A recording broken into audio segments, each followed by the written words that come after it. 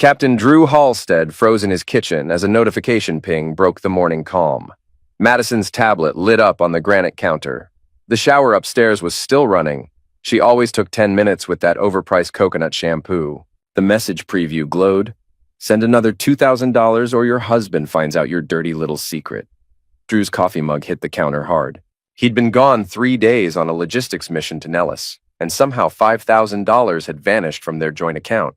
Coincidence? Just helping Sarah with her rent, Madison had said that morning, not meeting his eyes.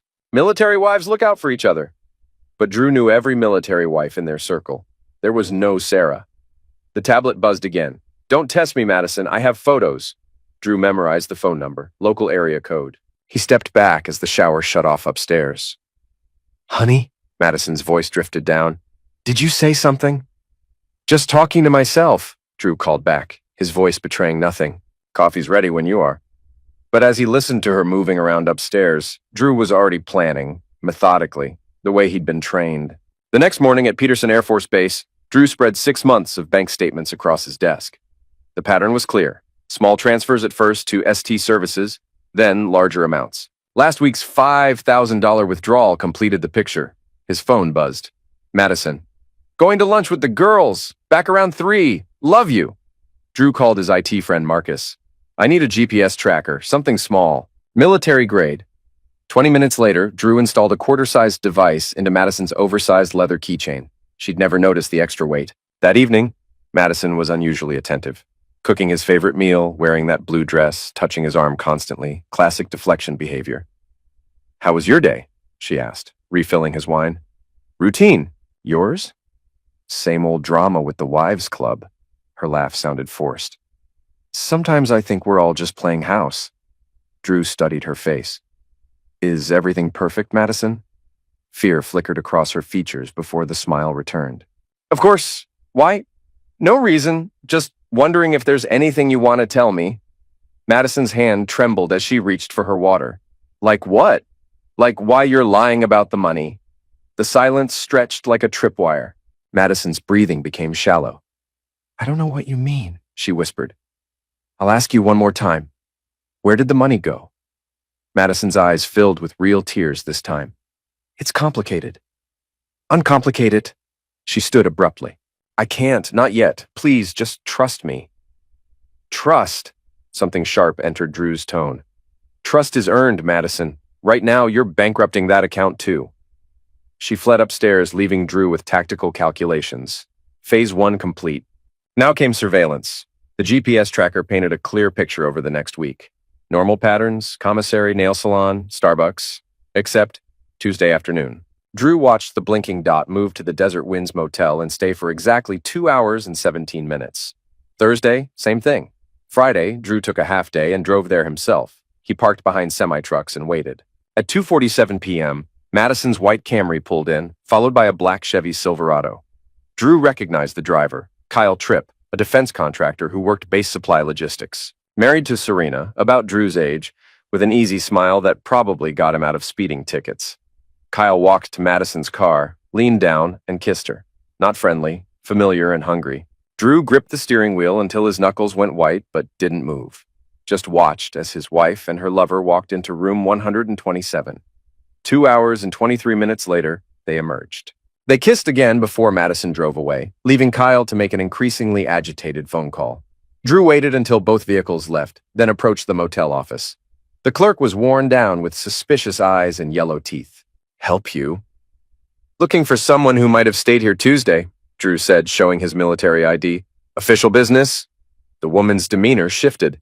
What kind of official business? The kind that pays better than whatever they're paying you to keep quiet? Drew placed a 50 on the counter. Room 127, Tuesday afternoon. The woman palmed the 50. Kyle Tripp, pays cash, weekly rate. 3 months, always with the same blonde. Tuesday and Thursday, regular as clockwork, sometimes Friday. Drew nodded and turned to leave. Walking to his car, Drew felt mission clarity. The enemy was identified. The battlefield mapped. Someone was blackmailing his wife. Someone who knew about Kyle. Someone systematically draining their account. Drew was going to find out who. Drew spent the weekend locked in his office, spreading intelligence like tactical pieces. Bank statements, GPS data, photos of Kyle's license plate. The breakthrough came cross-referencing ST Services with Kyle's background. Kyle Tripp, married to Serena Ann Tripp, ST Services, Serena Tripp. Drew pulled up Serena's social media. Pilates instructor, wine enthusiast, devoted military wife, according to Instagram. But recent posts had an edge. Passive-aggressive quotes about loyalty and betrayal. Photos of expensive purchases with captions about treating herself and new beginnings. A woman whose world was falling apart, fighting back. Monday morning, Drew got Kyle's employment records through base security. Falcon Ridge subdivision, 20 minutes from base. Nice houses, manicured lawns, support our troops magnet on the mailbox. Drew drove through that evening, noting layout, street patterns, blind spots. Serena's white Mercedes was in the driveway. 20 minutes later, Serena emerged in yoga pants and a tank top. Drew followed her to a coffee shop called Grounded. Serena sat alone at a corner table, laptop open, furiously typing. Drew ordered black coffee and positioned himself to see her screen.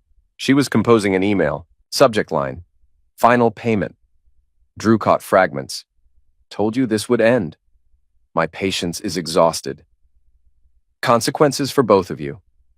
When Serena left, she drove to FedEx and spent 10 minutes at a computer terminal, leaving with a small package. Drew approached the young clerk. Military discount. He showed his ID. Yes, sir. What can I help you with? The woman who just left, blonde, Mercedes, did she print something? The clerk looked nervous. I can't really discuss. Drew leaned closer. She's involved in a security matter. I just need to know what kind of documents. Photos, the clerk said reluctantly. Maybe 30 or 40 prints, and some kind of letter. Drew nodded and left with his pulse hammering. Photos, letters, final payment. Serena Tripp wasn't just blackmailing Madison. She was escalating. Tuesday arrived with storm clouds building over the mountains. Drew sat outside the Desert Winds Motel watching through binoculars. Madison arrived first, clearly agitated. When Kyle's Silverado pulled up, their conversation through her window looked heated. Kyle gestured frantically, shaking his head. Madison was crying. Finally, they went inside. Drew waited 15 minutes, then walked to the office. The same clerk was behind the counter. They're fighting today, she said without being asked. Who? Your blonde and her boyfriend. Usually lovey-dovey, but today they're going at it like cats and dogs. Drew handed her another 50. I need to get closer. What room adjoins 127? 126 is empty, but I can't just... You can and you will, Drew said with command authority. National security? Room 126 smelled of cigarettes and industrial cleaner. Drew positioned himself against the adjoining wall and listened. Voices were muffled but audible. Told you this would happen, Kyle's voice, angry and desperate. You said she was bluffing, Madison, tearful and furious. How was I supposed to know she had photos? Christ, Madison, she's been following us for months. What do we do now? She wants 10 grand or she's sending everything to Drew. Talk to her, lie to her, make her believe we're not lovers anymore. She won't stop with 10,000. This is just the beginning. Footsteps, then Madison's voice, cold and calculating in a way Drew had never heard. Then we stop her first. What do you mean? Kyle asked after a pause. I mean, we make sure she can't hurt us anymore. Madison, you can't be serious. Dead serious. She wants to play games? Fine.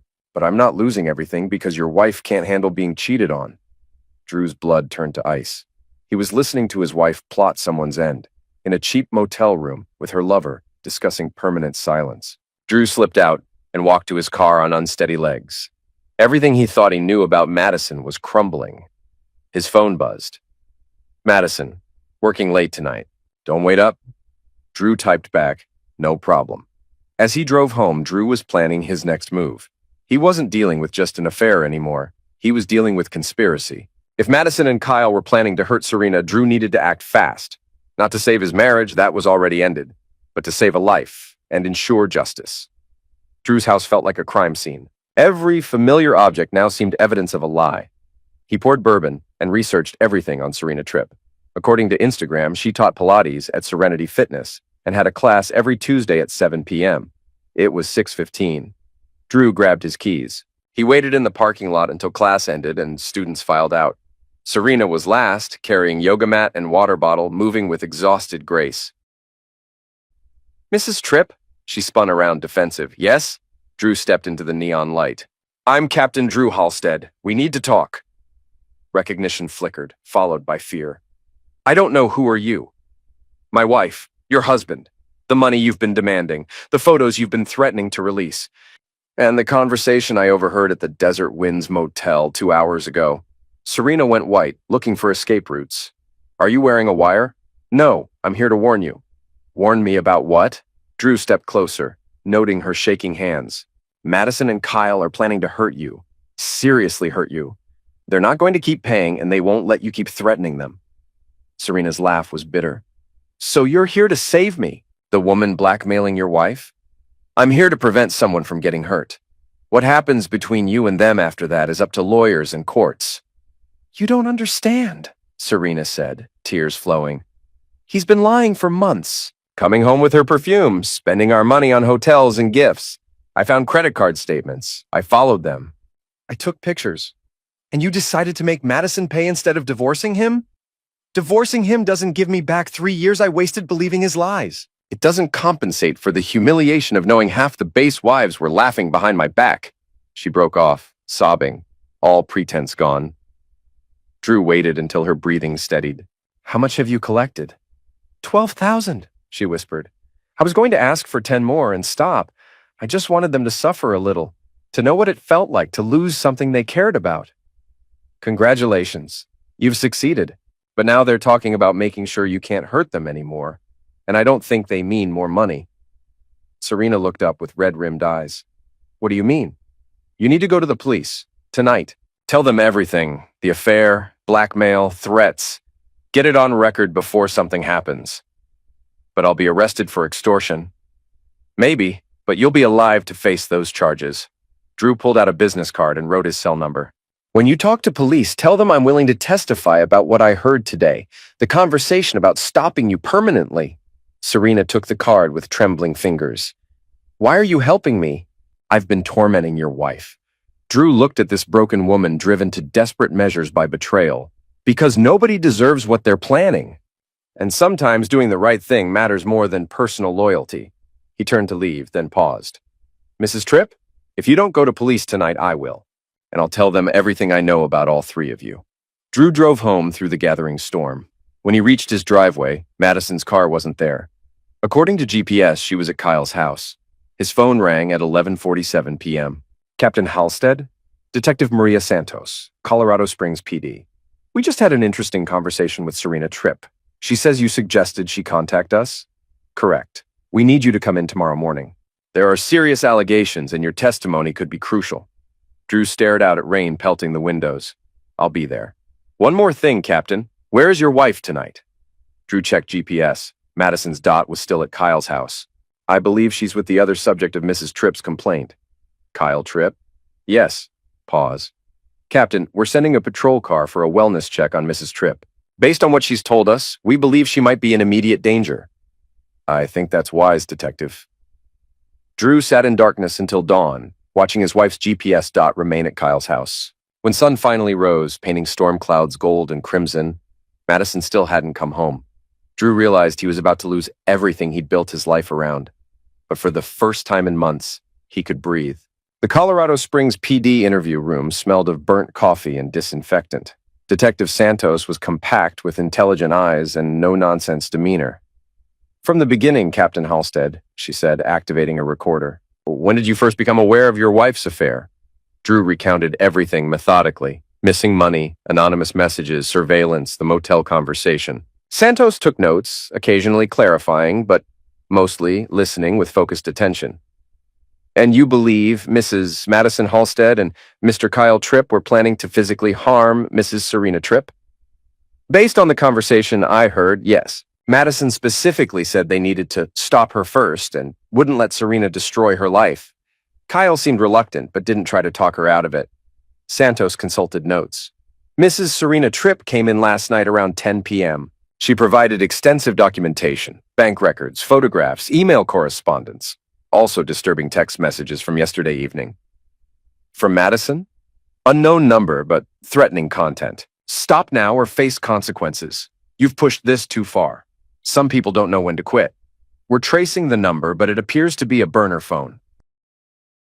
Drew felt cold certainty. Where is my wife now? We don't know. Patrol units went to your home and Mr. Tripp's residence early this morning. Neither location showed occupancy. Both vehicles missing. They're running. That's our assessment. We've issued BOLOs for both individuals and vehicles. We also have units protecting Mrs. Tripp. She's agreed to cooperate fully. Santos leaned forward. Final question. Are you willing to testify against your wife if this goes to trial? Drew looked at his wedding ring, then slowly pulled it off and set it on the table. Yes, I'll testify to everything I've seen and heard. Walking out, Drew felt like emerging from an underground bunker. His phone had 17 missed calls and 43 texts from Madison, progressing from desperation to threats. Drew, where are you? We need to talk. Police came to Kyle's house. What did you tell them? I can explain everything. Please call. You don't understand what's really happening. Final message. If you won't listen to reason, you'll have to live with the consequences. Drew forwarded everything to Santos, then drove to base for emergency leave. Colonel Hayes approved without questions. Family emergency? Something like that. I may need to extend, depending on developments. Take care of yourself, Captain. The military takes care of its own. Drew spent the afternoon packing Madison's belongings into boxes. 6 years of shared life reduced to cardboard containers in the garage. At 4:17 p.m., his doorbell rang. Through the peephole, Drew saw two people he didn't recognize. A tall man in an expensive suit and a woman with silver hair in a severe bun. Federal agents. Captain Halstead, Agent Rebecca Martinez, FBI. This is Agent David Chen. We'd like to speak about Kyle Tripp. Drew opened the door. FBI? I thought this was local. Mr. Tripp holds security clearance and works classified defense contracts, Martinez explained. His situation has raised concerns about potential security violations. They sat in Drew's living room, while Chen explained that Kyle's access to sensitive military logistics information, combined with personal crisis and criminal activity, triggered federal investigation. We're particularly concerned about his recent behavior, Chen said. Past week, he's accessed files related to base security protocols, personnel records, and transportation schedules that have nothing to do with his assigned projects. You think he's selling information? We think he's a man under extreme pressure, who suddenly has access to valuable intelligence, Martinez replied. People in his situation sometimes make poor decisions. Chen leaned forward. Captain, we know you've been tracking your wife's movements. Any idea where they might have gone? Drew pulled up GPS. Madison's dot had been stationary for 3 hours near Pueblo. According to this, she's near Pueblo, but I don't know if she's still with Kyle or if they've separated. The agents exchanged glances. Captain, we need you to come with us. If Kyle Tripp is planning something desperate, your wife may be in danger regardless of her involvement. What kind of danger? Martinez stood up. The kind where people don't survive to face trial. The GPS led to an abandoned industrial complex outside Pueblo. Empty warehouses and rusted equipment from a defunct manufacturing facility. Kyle's Silverado and Madison's Camry were parked behind the largest building hidden from the road. The FBI tactical team moved with practiced efficiency, surrounding the building while Drew waited in an armored vehicle with Martinez and Chen. Through his earpiece, he heard the team leader coordinating. Alpha team in position. Bravo team in position. No movement visible. Copy. Move in. The breach was swift, within minutes. Building secure. 2 subjects in custody. No weapons found. Subjects appear to have been arguing when we arrived. Martinez turned to Drew. We're bringing them out separately. Are you prepared to see your wife? Drew nodded, though he wasn't sure. Kyle emerged first, hands zip-tied, looking like he'd aged 10 years in 10 hours. Wrinkled clothes, unkempt hair, hollow eyes of someone who'd realized the full scope of his mistakes. Madison came next. Drew barely recognized her. The polished military wife facade had completely cracked, revealing desperation and fury beneath. Smeared makeup, tangled hair, and when she saw Drew through tinted windows, her expression twisted with rage he'd never seen. You did this, she screamed, struggling against the agent. You destroyed everything. Chen got out and approached Madison. Mrs. Halstead, you're under arrest for extortion, conspiracy, and threatening a federal witness. You have the right to remain silent. But Madison wasn't listening. She stared at Drew with burning hatred. 13 years, she shouted. 13 years I followed you from base to base, pretending to be happy in your perfect military life. Do you know what it's like to start over every 2 years? To make friends just to leave them? To watch other wives build careers while I arranged my entire existence around your schedule? Drew rolled down the window. You knew who I was when decided to marry me. You decided to destroy our marriage instead of talking to me. Talking? When? Between your missions and meetings and precious military obligations? When exactly was I supposed to tell you I was drowning? Maybe before you started sleeping with Kyle. Maybe before you started plotting to hurt Serena. Serena? Madison's voice rose to a shriek. That woman has been bleeding us dry for months. She was never going to stop. Martinez stepped closer. So you decided to eliminate the problem permanently? Madison's defiance cracked, revealing fear. We were just going to scare her. Make her understand she couldn't keep threatening us. With what? The stolen chemicals from the base laboratory? Drew's blood went cold. What chemicals? Chen consulted notes. Mr. Tripp used his security clearance to access restricted materials from the base chemical lab yesterday. Industrial solvents, primarily. The kind used for cleaning sensitive equipment. The kind that could dissolve a body, Martinez added matter-of-factly. Madison went pale. We weren't going to. Kyle thought what? Madison? But Madison had finally stopped talking. The fight went out of her all at once, leaving her looking small and broken. Kyle, meanwhile, was in a separate vehicle, talking rapidly to agents, hands gesturing frantically despite zip ties, body language of a man trying to make a deal. Martinez returned. Mr. Tripp is claiming the whole thing was your wife's idea. Says she threatened to leave him if he didn't help her solve the Serena problem. He's offering to testify against her for a reduced sentence. Drew watched his wife being loaded into a federal transport, head bowed, shoulders shaking. 6 years of marriage, shared dreams, and quiet moments and future plans reduced to this criminal conspiracy that destroyed everything they'd built. What happens now? Now they face federal charges. Conspiracy to commit harm against a federal witness, theft of government property, extortion, and depending on what we find in communications, possibly conspiracy to commit murder. Drew closed his eyes. And Serena? She'll face charges for extortion, but likely get a plea deal for her testimony. Her lawyer is already working with prosecutors.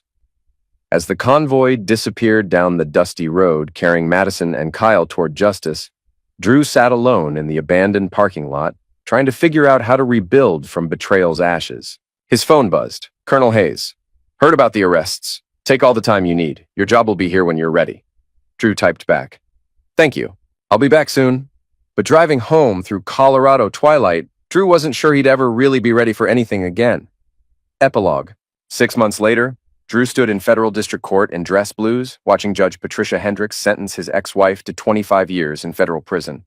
Madison, in orange jumpsuit and shackles, had aged dramatically. Blonde hair grown out showing gray roots, face hollow with someone who'd grasped the magnitude of their choices. Mrs. Halstead, Judge Hendricks said, voice carrying absolute authority.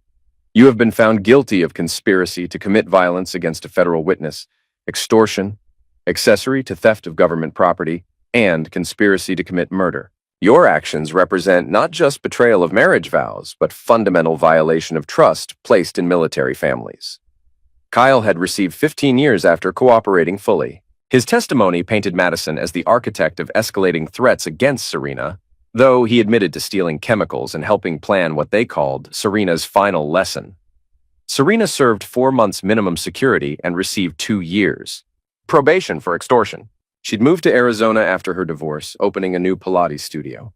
She'd sent Drew a single postcard. Thank you for saving my life. I hope you find peace. Drew kept the postcard in his desk drawer, next to divorce papers and final court documents. Sometimes late at night, when the house felt too quiet and memories too heavy, he would read those words again. What wasn't questionable was that Drew had saved his own integrity. In the military, integrity wasn't just a value. It was the foundation everything else was built on. Colonel Hayes had been true to her word. Drew's position waited when he returned from emergency leave. If fellow officers knew details of his personal crisis, they were professional enough not to discuss it in his presence. The Air Force took care of its own, but expected its own to maintain standards. Drew had maintained his standards, even when it cost him everything. Divorce proceedings were swift and brutal. Madison, facing 25 years, had no leverage for property settlements or spousal support. Drew kept the house, cars, and what remained after legal fees. Her last communication was a letter through her attorney. I hope you're happy with what you've done to us." Drew never replied. Now, standing in his empty house, truly empty, with Madison's belongings long gone, Drew contemplated orders received that morning. Ramstein Air Base in Germany. Promotion to major. Fresh start. Chance to rebuild his career without shadows following him. He walked through each room one final time, remembering good moments despite everything after. Madison bringing coffee in bed Sunday mornings. Painting the kitchen that first weekend. Those memories weren't lies, even if everything else had been.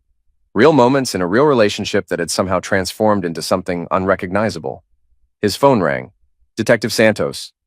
"Captain Halstead, update. Madison's appeal was denied this morning. The sentence stands." "I see." Drew felt nothing. "There's something else. She asked her attorney to pass along a message." Drew waited. "She says she's sorry for all of it." Drew was quiet. "Thanks." After hanging up, Drew finished his walkthrough and locked the front door. His household goods had shipped to Germany. His car was sold. Tomorrow he would fly to his new assignment, his new life, his new chance to build something genuine. Driving away for the last time, Drew caught himself checking the rearview mirror, not from nostalgia but habit, always watching for threats, scanning for danger, a survival skill that had served him well in military career and ultimately saved him in personal life too. As the plane lifted off from Colorado Springs, Drew looked down at the city that had been his home for 3 years and sight of his marriage's destruction. Mountains stretched endlessly toward the horizon, beautiful and indifferent, eternal in a way that made human drama seem small and temporary. Somewhere below, Madison was learning to live with consequences of her choices. Serena was building a new life in Arizona. Kyle was counting years until release. And Drew was flying toward a future he couldn't yet imagine, but knew he had strength to build.